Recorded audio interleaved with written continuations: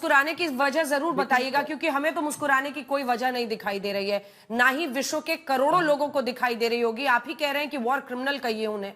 अरे भाई, जब वॉर चल रहा है, बच्चे और बड़े मर रहे हैं, इसमें मुस्कुराने की वजह तो नहीं होनी चाहिए अब्बास साहब।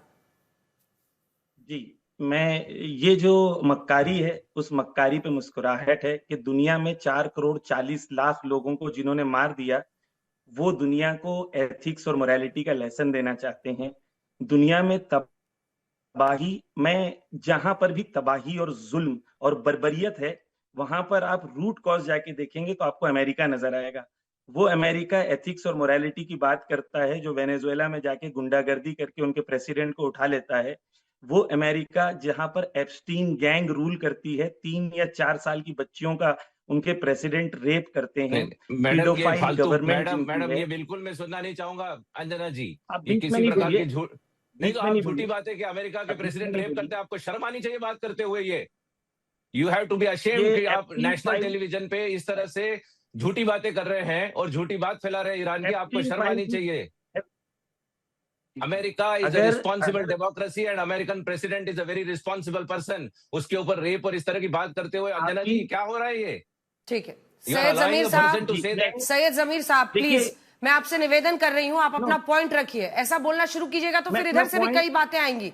देखिए, अगर आप नहीं किसी देखिए, एक स्पेसिफिक हेड को आपके टारगेट करेंगे आपके चैनल तो उस पे पर मत नहीं, कीजिए, आप टॉपिक पे रहिए। आज नहीं, सवाल है कि भाई बताइए, ठीक है, इजराइल और अमेरिका तो आपकी नजर में है ही विलेन, सऊदी अरब और यूएई क्या कर रहे हैं? लेबनान ऐसा क्यों कह रहा है? लेकिन उससे पहले बड़ी खबर आ रही है, डोनाल्ड ट्रंप और प्रधानमंत्री नरेंद्र मोदी के बीच बातचीत हुई है। यह खबर आ रही है कि प्रधानमंत्री नरेंद्र मोदी ने डोनाल्ड ट्रंप से बातचीत की है। डोनाल्ड ट्रंप और पीएम मोदी के बीच बातचीत के जरिए जाहिर तौर पर युद्ध को लेकर और जो मध्य पूर्व में हालात इस वक्त बने हुए हैं उसको लेकर अभी तक बताया जा रहा है ये बातचीत हुई है। ये खबर बड़ी है, लेकिन इसी के साथ आगे क्या रास्ता निकलता है, क्या इससे निकला है मध्य पूर्व पर चर्चा के दौरान, क्योंकि देखिए ऊर्जा का संकट पूरे विश्व पर मंडरा रहा है।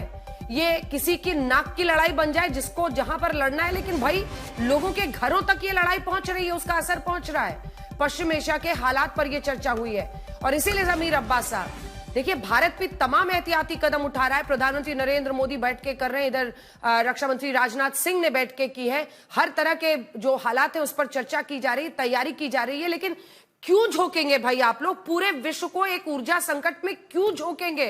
स्ट्रेट ऑफ हॉर्मुज को क्यों आप युद्ध का हथियार बनाएंगे? ये तो इंसानियत के खिलाफ है ना। वहां से अगर अमेरिका के जहाज आप रोके तो समझ में आता है। मेरा सवाल पूरा नहीं हुआ है। आप अमेरिका के जहाज रोके, समझ में आता है। आप अमेरिका के जहाजों को मारे, समझ में आता है। आप थाईलैंड के जहाज को क्यों भाई, क्यों ये क्यों कर रहे हैं? ये वॉर क्राइम नहीं है। ये इसका मुझे सोर्स बताइए कि थाईलैंड को ईरान ने मारा है। थाईलैंड को नहीं मारा है, थाईलैंड के जहाज को मारा है और उसके विजुअल्स भी बाकायदा चल रहे हैं। मैं आपको कुछ देर में सोर्स बता दूंगी और आपसे सोर्स पूछूंगी ना तो आपको अपनी हर लाइन का सोर्स बताना पड़ेगा, क्योंकि आप भी जो कह रहे हैं ना, हाँ, तो मैं भी सोर्स के साथ ही बता रही हूँ। आप देखिए जमीर साहब, आई एम रिक्वेस्टिंग यू थोड़ी भाषा की, क्योंकि मैं मानती हूँ कि आप भाषा की मर्यादा रखते हैं, इसीलिए मैं आपको बुलाती हूँ और इसकी वजह से अब आपको तमाम लोग बुला रहे हैं इंडिया में। लेकिन आप ध्यान रखें, जब भी आप किसी लीडर के बारे में बोले थोड़ा सा संयम बरत के बोले, please, it's a request. Topic पे रहिए। देखिए, मैं आपको जो एप्स्टीन फाइल के अंदर डॉक्यूमेंटेड फैक्ट हैं वो मैं बता रहा था। इसमें इनको इतना बुरा लगने की जरूरत नहीं है।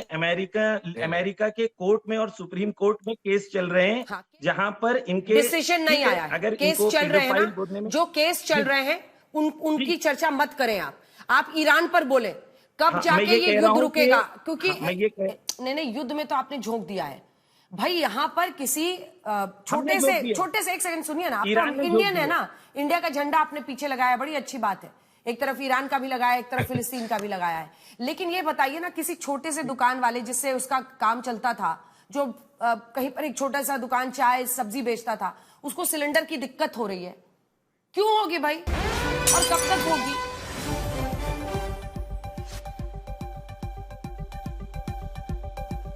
सैयद जमीर अब्बास जाफरी साहब से इसका जवाब लेंगे, लेकिन उससे पहले पश्चिम एशिया के हालात पर जो चर्चा हुई है उस पर हमारे सहयोगी हमारे साथ जुड़ रहे हैं। रोहित, क्या जानकारी है? रोहित हमारे सहयोगी इस वक्त हमारे साथ सीधा अमेरिका से जुड़ रहे हैं। रोहित, क्या जानकारी है? अमेरिकी राजदूत ने बातचीत की जानकारी दी है, दोनों नेताओं में जंग पर चर्चा हुई है, और क्या जानते हैं इस वक्त हम?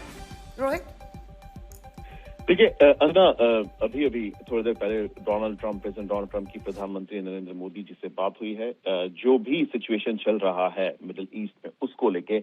और इससे पहले कल भी हमने पहले रिपोर्टिंग की थी कि किस तरह से भारत ने एक बैक चैनल स्टैब्लिश किया है ईरान के बीच में और अमेरिका के बीच में, और काफी अलग जो कैपिटल्स है, रियाद, सऊदी अरेबिया की भी बात हो रही थी, ओमान की, लेकिन भारत भी इसमें एक इम्पोर्टेंट किरदार निभा रहा है। जो मैसेजिंग जा रही है ईरान से, क्योंकि वहां पर देखिए लीडरशिप जो है अभी भी पता नहीं है किसी कौन सही मायने में वहां का नेता है, लीडर है।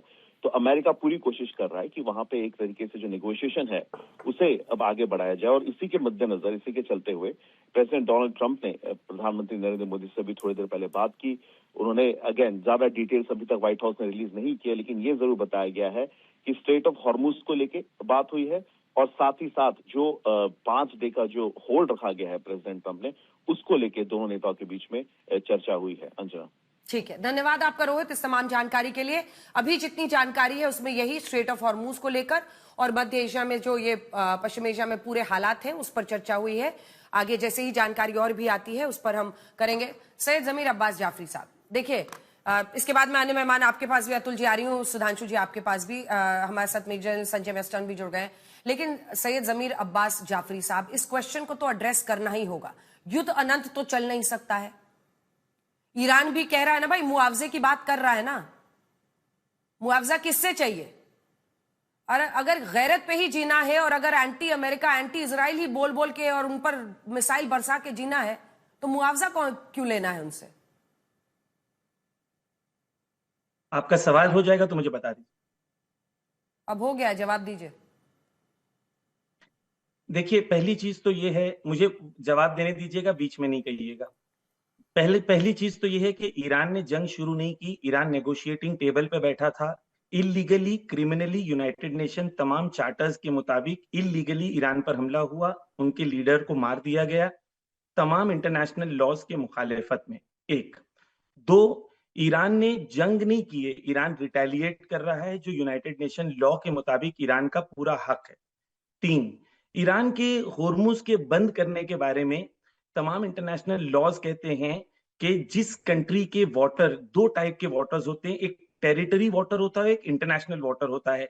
ईरान और ओमान के बीच में होर्मुज में कहीं कहीं पर 21 माइल्स हैं। बाय लॉ 12 माइल्स ईरान का है, 12 माइल्स जो है वो ओमान का है, और ओमान की तरफ शैलो वाटर है और ईरान की तरफ डीप वाटर है, तो जो बड़ी जहाज है वो ईरान से गुजरती हैं। 4, दुनिया में बड़े बड़े कनाल्स जो हैं, जहां से स्ट्रेट है, जहां से शिप्स गुजरती हैं, वो तमाम जो है वो टैक्स लेती हैं। तो ईरान को भी टैक्स लेना, ईरान भी अगर चाहे तो टैक्स ले सकता है, ये इंटरनेशनल लॉ के मुताबिक है। टर्की करता है, डेनमार्क करता है, पनामा करता है, स्विस करता है, दुनिया में जितने भी जगह हैं जहां पर स्ट्रेट है वहां पर उनको हक है। 5, मैं अंजना जी हिंदुस्तान के लिए, क्योंकि एक भारतीय हूं, मैं चाहता हूं कि हिंदुस्तान के जो डिसीजन मेकर्स हैं वो भारतीय हित में डिसीजंस लें। अनफॉर्चुनेटली इस वक्त जो डिसीजंस लिए गए हैं वो भारतीय जनता के हित में नहीं है। क्यों ऐसा है कि श्रीलंका के लिए बिल्कुल ओपन ऑफर है, बल्कि हमारे लिए नहीं है। जंग से 2 दिन पहले हमारे रिप्रेजेंटेटिव वहां पर गए, जानते हुए कि जंग हो सकती है। उसके बाद जब ईरान ने क्लीन ऑफर हमें दिया, उनके लीडर की शहादत के बाद हमारी तरफ से सहानुभूति भी नहीं गई, शोक प्रकट भी नहीं हुआ, और वहां पर हमने ये भारतीय देश है सैयद जमीर अब्बास जी, जहां पर आप ईरान में बैठकर भारतीय होकर भारतीय विदेश नीति की निंदा कर रहे हैं, और हम लोग उसको पक्ष भी आपको अपना रखने दे रहे हैं, क्योंकि हम ये मानते हैं कि हर तरफ की आवाज आनी चाहिए।